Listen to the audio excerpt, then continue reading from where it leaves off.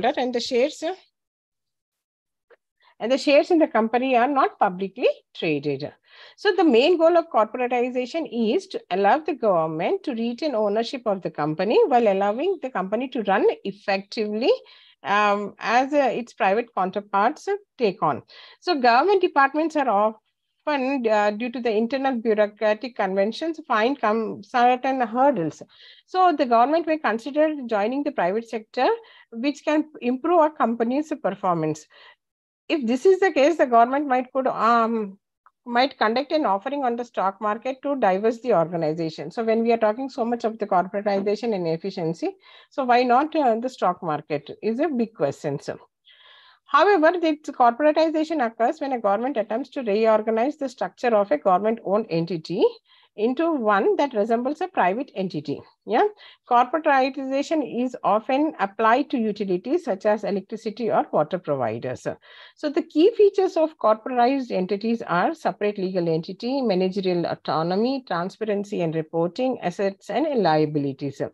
There are special considerations for corporatization. So government also there has a trend of taking back control of services contracted out of the private sector.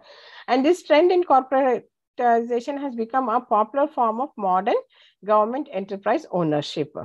Corporatized agencies are fully owned and operated by the state, but have separate legal and financial status.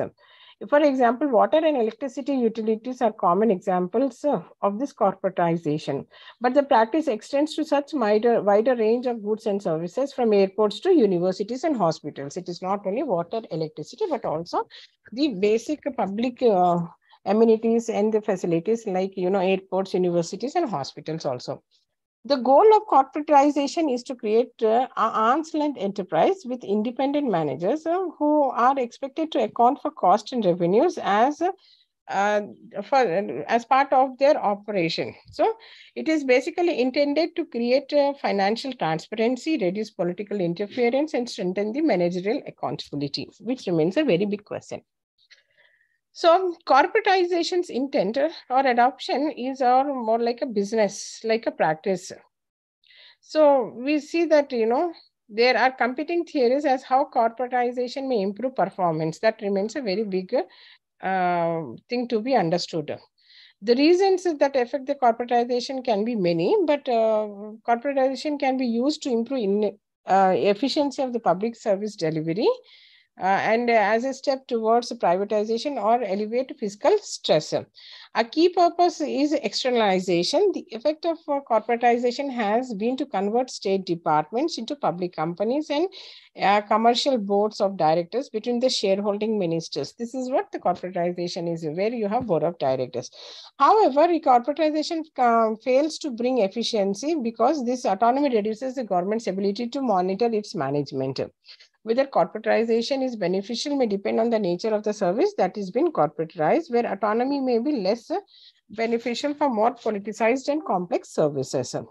So major areas of corporatization are at the national level, we see, national railroads, then corporatized highways, for example, toll roads, corporatized electricity and telecommunication. Whereas on the local level, we have bus services, then we have refuse collections, then we have housing development, then there is also state employment services, theaters and cultural institutions. So moving on next to CSR. CSR is about the corporate social responsibility that every corporation has.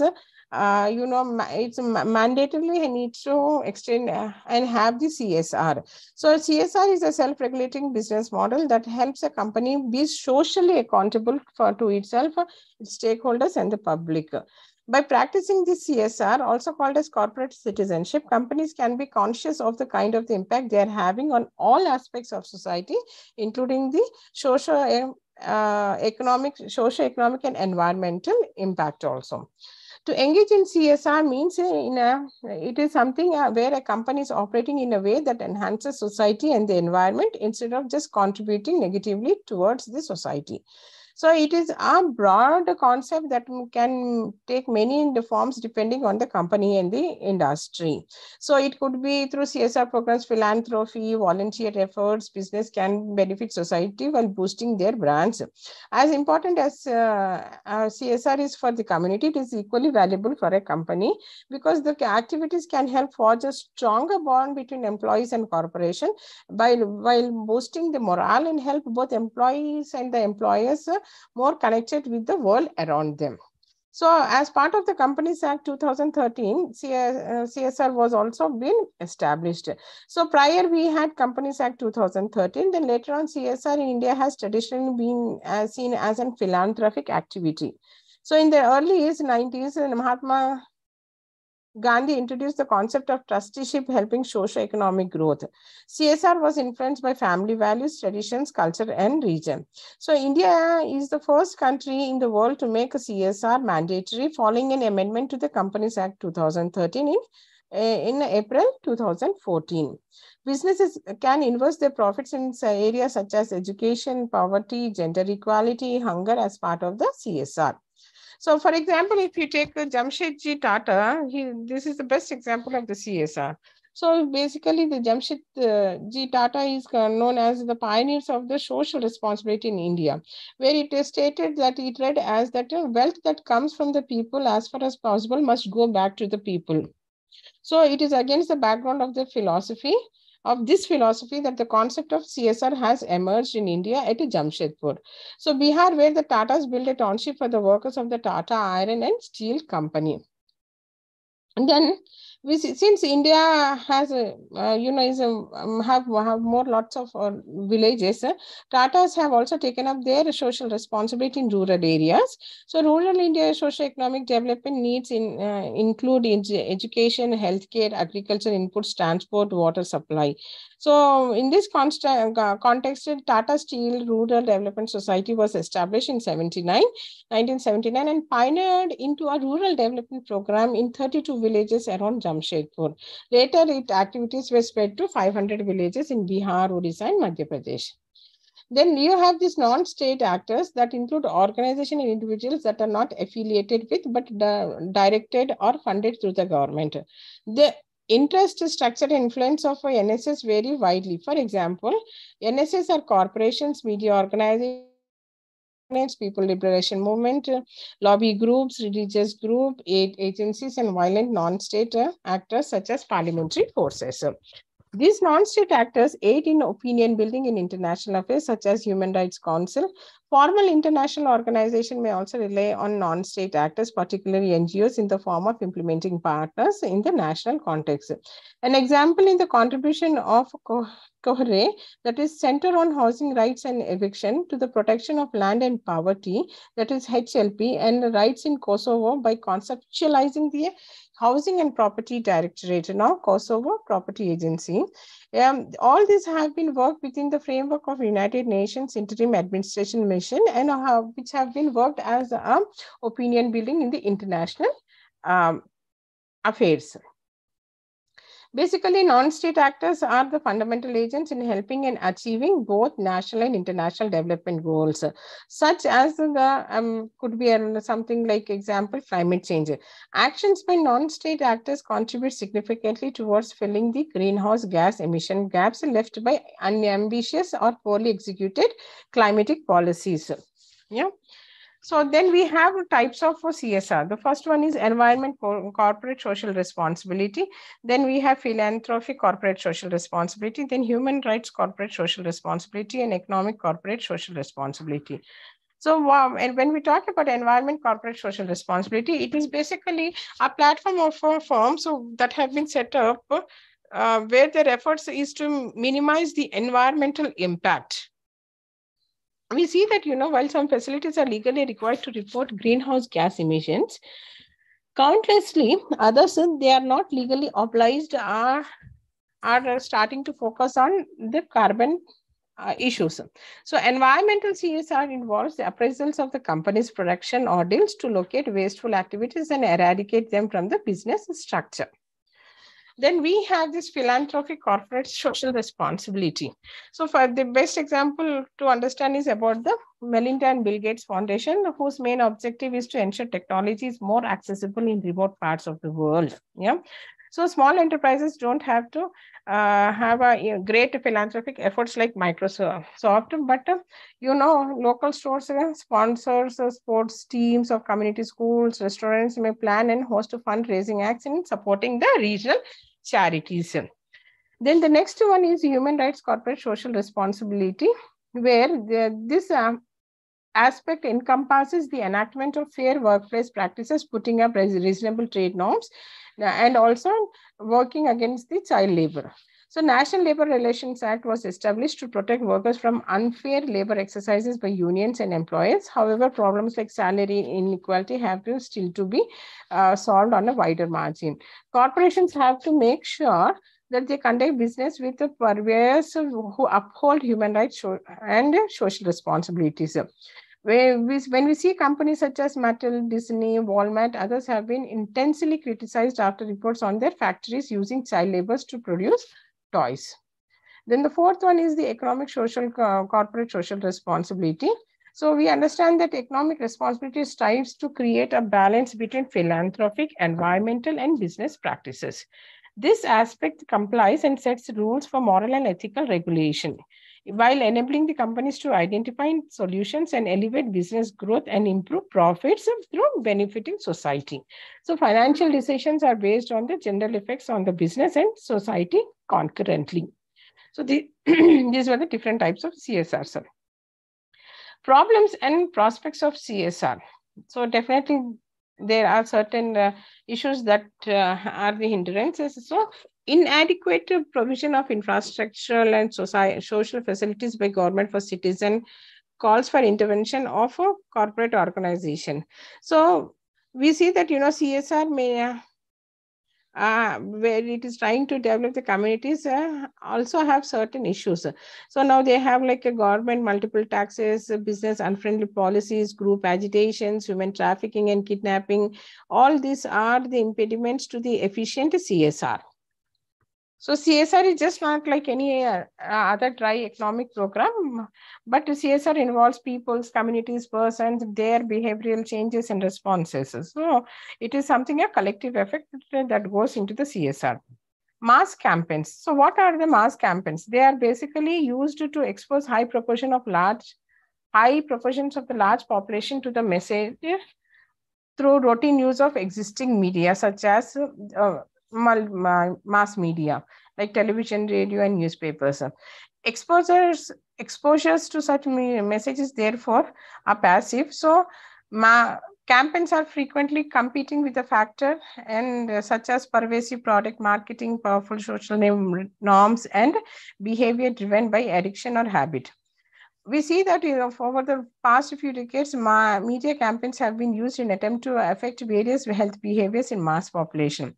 Such campaigns have notably been aimed and used for tobacco use and heart disease prevention, have also addressed alcohol and illicit drug use, cancer screening and prevention, child survival, and many other health-related issues. So mass campaigns by NGOs also. So NGOs, as we understand, it is something non-governmental organization where they also try to put word forward and also help the government in making society better and also serving the society. So even non-government organizations also try to help them. So if you see, Tata Group also has this NGO. We have it in Hyderabad. We had Reddy Labs. We have a Deccan Development Society that also works for the development at the grassroots level. So mass campaigns if we talk about government of India, they have like a Swachh Bharat Abhiyan, Green Skill Development, Pradhan Mantri Dhan Yojana. All these are also the mass campaigns by the government of India. There are mass campaigns by international agencies also as part of the development. We see also that, like for example, Greenpeace is a non-governmental organization which has offices in over 55 countries, and it is an international coordinating body in Amsterdam and the Netherlands. It was founded by 1917 by Irving Stowe and Dorothy Stowe, Canadian and US expat environmental activities. Basically, the goal is to ensure the ability of the Earth to nurture life in all its diversity and focuses its campaigning on worldwide issues such as climate change, deforestation, overfishing, commercial whaling, genetic engineering, and anti-nuclear issues. Then we also see there are certain mass campaigns by the corporates. For example, Nestle's, Nestle India has come up with the latest campaign that strengthens the Nestle's credentials. It talks about Ask Nestle. So it is a corporate service brand in the form of a mobile first website. So in this one, Ask Nestle is India's first AI assistant, that is Nestle Indian Nutrition Assistant, built in the association with the help of the Google. Reliance Industry has also released a TV campaign named Naya India Ka Naya Josh in collaboration with McCann India. It talks about the future of India after this global pandemic. The video had an optimistic vibe, which was presented by visuals and music. The video was titled as Naya India Ka Naya Josh, which means new passion of new India. Then we have paradigms and discourses on development communication. So here, the discourse on development communication by Dr. Silvio Weisbord has written a report on development communication. His document is referred to be an excellent summary on the evolution of the development communication discourse, and its present inheritance. The report discusses the main ideas of development communication with their presuppositions and the practices derived from this idea along with the alternatively. The report refers nearly to 125 books and articles. So we see that, Nora Cabral had defined that development communication as it is the art and science of the human applied to the speedy transformation of a country and the masses of its people from poverty to a dynamic state of economic growth. So development communication, well, how we are using the communication for the development. So it is basically not only an approach, but it is an art and science of a human that has been applied for a speedy transformation of a country and the masses and the mass of its people, so that they come out from the poverty to a dynamic state of economic growth that makes possible greater social equality and resulting into the larger fulfillment of the human potential. So this is all about the development communication. And thus we have come to the end of the block 5 and also to the end of your session, this semester session, that is SEM 3. I hope I'm clear. And if you have any queries or any doubts, you can please let me know, or you can ask, have an interactive session, or later on, if you want to ask, please message me. Any doubts or any queries? No, ma'am. Thank you. Yeah. Okay. So hope to see you in the next session. All the best. Thank you. Yeah. Thank you, madam. Yeah. So next class we are given the schedule only till today, sir. We don't know about how they will be planning. So that I think those officials, the office people can only communicate properly. As you get the information, similarly, we are also getting the information. So as you are done with the semester, now you have to write the exams. Then only I think we will be going for the next, proceeding for the next semester. Okay. Yeah. Okay. Thank you. Thank you, madam. Shall I leave? Okay, madam. Yeah. Thank you.